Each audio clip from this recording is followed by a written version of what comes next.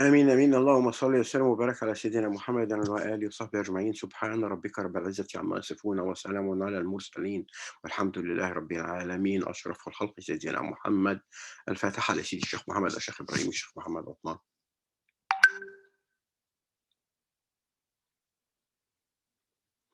Nous allons parler aujourd'hui de la notion du témoignage, shahada, le témoignage du cheikh spécifiquement, dont il est question dans la qasida numéro 15, bait numéro 16.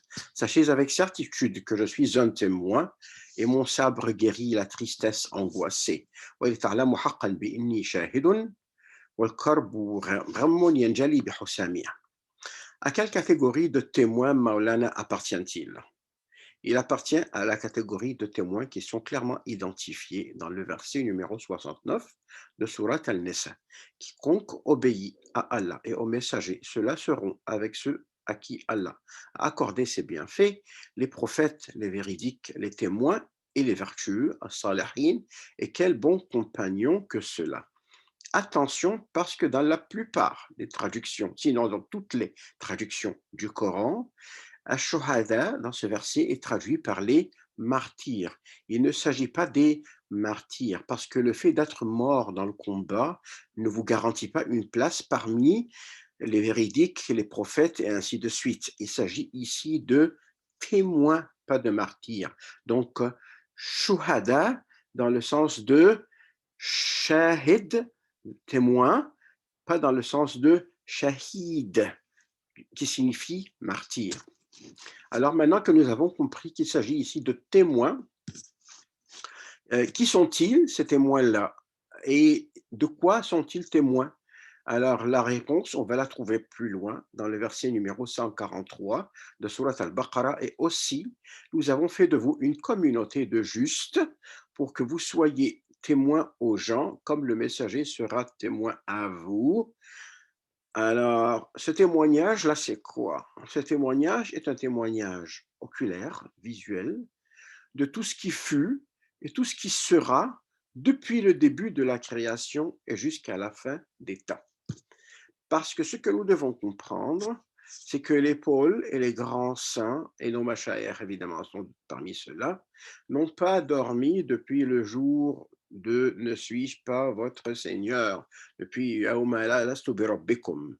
Et quand ton Seigneur tira une descendance des reins des fils d'Adam et leur fit témoigner, il les fit témoigner sur eux-mêmes, ne suis-je pas votre Seigneur? Ils répondirent, mais si nous en témoignons, ils sont conscients, alors, les saints, ils ont été témoins de tous les événements de l'humanité. Alors, Sidi Fakhreddin aussi, quand il dit sachez avec certitude que je suis un témoin, c'est-à-dire qu'il a tout vu de ses propres yeux. C'est pour ça que dans Ali Mouhani, quand il nous raconte l'histoire de Sayyidna Youssef, il dit j'ai vu de mes propres yeux le puits dans lequel Sayyidna Youssef a été jeté. Ce n'est pas quelque chose qu'on lui a raconté, mais vraiment, il a vu de ses propres yeux. C'est connu que Ahl Kahf sont vivants et que l'imam Ali et deux autres des compagnons les ont vus. Alors, ils sont vraiment témoins, c'est un témoignage visuel. Alors, et évidemment, si Maulana Sidi Fakhreddin l'était, c'est que Maulana Cheikh Ibrahim aussi l'est et que Maulana Cheikh Mohammed aussi est témoin par conséquent.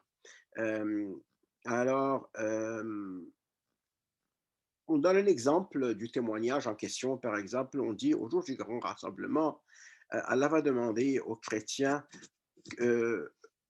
qui vous a dit que mon messager Jésus était mon fils? Vous a-t-il dit adorez-moi? Ils répondront oui, il a dit ça. Alors Allah répondra je suis témoin. Ils répondront alors Seigneur, mais tu ne peux pas à la fois être témoin et juge.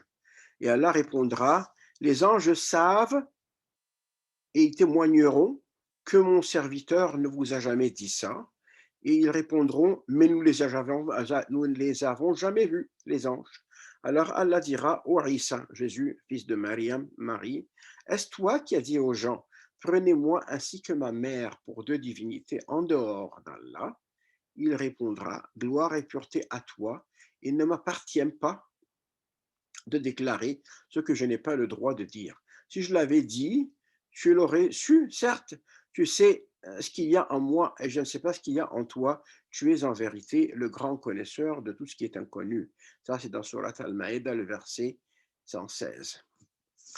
Alors, supposons, alors, en parlant de témoignage, qu'Allah subhanahu wa ta'ala n'ait pas interrogé Jésus et que les chrétiens aient gagné l'argument. On parle d'une façon purement théorique, évidemment. Dans ce cas-là, Allah aurait convoqué les chefs de la nation du prophète Allah sallallahu alayhi wa sallam, comme par exemple les pôles, et ils auraient tous dit, j'atteste, je suis témoin que Sayyidina Isa a dit ça. Pourquoi? Parce qu'ils étaient là, ils ont vu. Euh, dans telle situation, ça, et dans telle situation, ça. Alors, ils vont trancher tous les arguments parce qu'ils ont été témoins. Alors, ça sera le témoignage des chefs de la religion du prophète Allah sallallahu alayhi wa sallam contre celle des autres. Et pourquoi? Pour que vous soyez témoin aux gens, comme le messager sera témoin à vous. Merci beaucoup. Wassalamu alaikum wa rahmatullahi wa barakatuh.